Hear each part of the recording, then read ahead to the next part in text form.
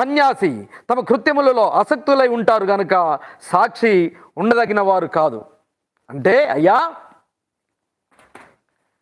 ఈమె అట్లా ఇట్లా బిడ్డ ఏం చేసిందంటే అమ్మేస్తే లాడ్జ్ నుండి తప్పించుకొని వచ్చిందయ్యా చదువుకున్న బిడ్డ. అట్లా ఇట్లా పట్టుకొని వస్తే పోలీస్ స్టేషన్కి పోతే పోలీస్ స్టేషన్లో ఎఫ్ఐఆర్ నమోదు చేయట్లే. ఈ దేశంలో గంటకొక్క రేపు మర్డర్ జరుగుతుంది దళితుల మీద. ఉత్తర భారతంలో మరీ వీడు సన్యాసి యోగి ఆదిత్యనాథ్ ప్రభుత్వ పరిపాలన మరింత భయంకరంగా జరుగుతుంది. పోలీసులు రానియరు. పోలీసుల దగ్గర అదే వివక్షత, విద్యాలయాల అదే వివక్షత, హాస్పిటల్ అదే వివక్షత. పోయి గొడవ చేస్తే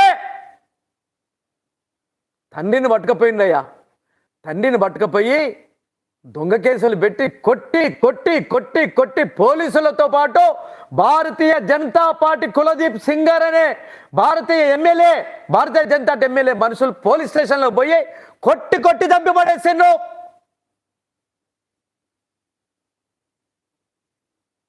నా తండ్రిని చంపింది కదా చంపండిగా. నాకు అన్నం పెట్టే తండ్రిని చంపేసింది కదా చంపండి. మీరేమాత్రం చంపుతారు? కిరోసిన్ పట్టుకపోయింది, కిరోసిన్ పట్టుకొని పోయింది, పెట్రోల్ పట్టుకుపోయి యోగి ఆదిత్యనాథ్ దగ్గరికి పోయి నువ్వు కేసు పెడతావా లేదా? నా మానం పోయింది, నా ప్రాణం పోయినా పర్లే, నాకు అన్నం పెట్టే నా తండ్రి,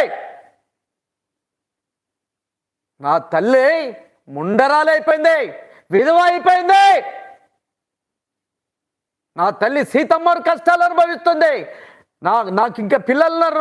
నా తల్లి, నా తోడబుట్టిన పిల్లలు, వాళ్ళు ఎవరిని పెంచాలా? నా తల్లిని ఎవరిని చూడాలా? నేను సచ్చినా పర్లే